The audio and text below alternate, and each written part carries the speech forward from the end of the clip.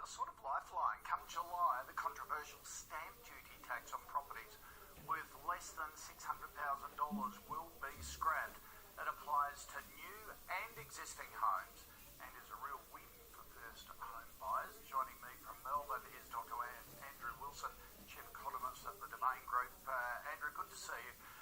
First home buy numbers in Melbourne have been low. Yes. Will removing stamp duty, how will that impact the market? Well, absolutely great news for first home buyers in Victoria. Koshi, we will see a surge in activity, perhaps a lull before the storm because the new stamp duty concessions don't come into effect until July. But I think after then we'll see a very large number of first home buyers taking advantage of that improved affordability.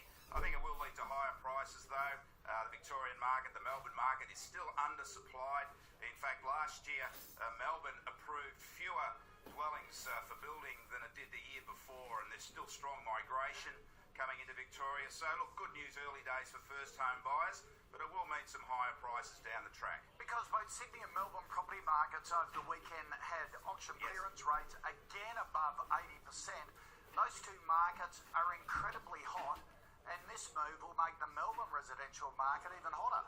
Well, absolutely, Koshi, and of course this is the problem for first home buyers. The strength of prices growth over the last few years in Melbourne and Sydney really has sidelined that group from realising the great Australian dream, and Sydney particularly is a desert for first home buyers. But look, this is good news. It will bring more first home buyers into the Melbourne market, into the Victorian market, but over time those declines in stamp duty will be absorbed by higher prices. Okay, the Real Estate Institute is saying every other state should follow suit.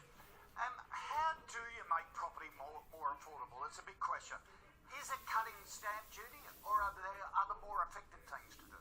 Look, there are different housing markets across the country, Koshi. The eastern seaboard's doing pretty well, so one-size-fits-all models aren't appropriate. I think supply is clearly the issue in Melbourne and Sydney. I think we've really got to keep working on that. But there's no doubt that lower stamp duty does help, particularly in the early days, to get those first home buyers into the market. Now, the OECD, based in Europe, the big economic forum and think tank, says our property market is heading for a crash. It says it's way overvalued, it's unprecedented, it's a bubble, and it's about to burst. Well, look, we sort of periodically get these type of forecasts, don't we, Koshi? Our housing markets are remarkably resilient and robust. I think what we need would be a significant increase in interest rates or a significant increase in unemployment, and one doesn't go with the other. So I think that going forward we will have continuing stable housing markets. In fact, I think prices growth is starting to moderate now. Interest rates have been on hold since last August, and I think they'll be on hold again this week and for the foreseeable future. So I think things will steady in terms of prices growth. We've got to remember that it's not just one whole market, the Melbourne Australian housing market. It's a number of different markets that are operating at different speeds. Yep, exactly. All right, Andrew, good Thanks, to see you. Koshi. Good to see you.